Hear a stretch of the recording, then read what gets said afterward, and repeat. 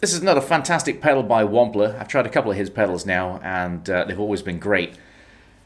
The Brent Mason Signature. The first time I heard about Brent Mason was years ago. I was working in a music shop. This is going back some time. But some random guy came in with a CD of the Hot Wired album, and it blew my mind. I don't know who this guy was. He just must have heard me playing, jamming in the shop, and thought, "Hey, you'll like this album," and I did. Flawless playing, absolutely flawless playing, but intimidating. So I could never learn it. I can't learn it now. The Western swing stuff is totally beyond my pay grade. But I will crack out a Telecaster for some isolated examples right here. But don't expect any Brent Mason chicken picking. I'm just not that good.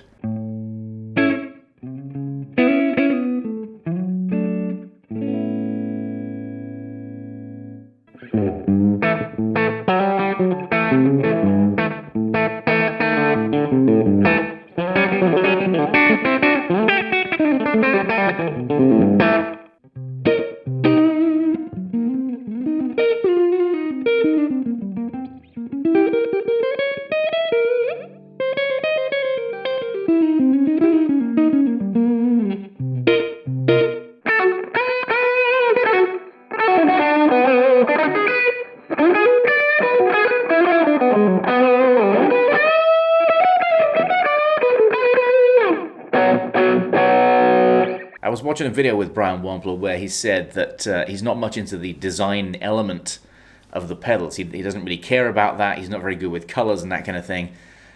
This one done in a very fetching traffic cone orange. I would maybe agree with that. Great sound. I think that the look of it might be a little polarizing. The guy that I've borrowed this from is actually building an entirely orange pedal board, so plays right into his wheelhouse there. The two harbs, great. I would buy the overdrive side, the distortion side as a standalone if they were to make that into a pedal in a different color. I would I would buy that just as a straight drive pedal. I think it's great. One thing worth mentioning just at the end here is that I felt like I could really fly on it, like within the realms of my own technical ability. There was nothing holding me back. Sometimes with a pedal that's kind of overly mid-heavy, particularly low mid-heavy, I feel that it kind of gets a bit clunky and I'm sort of like wading through mud. I don't know whether you guys feel that with certain drives. They kind of like feel dry or something. But this one was a very fluid kind of feel.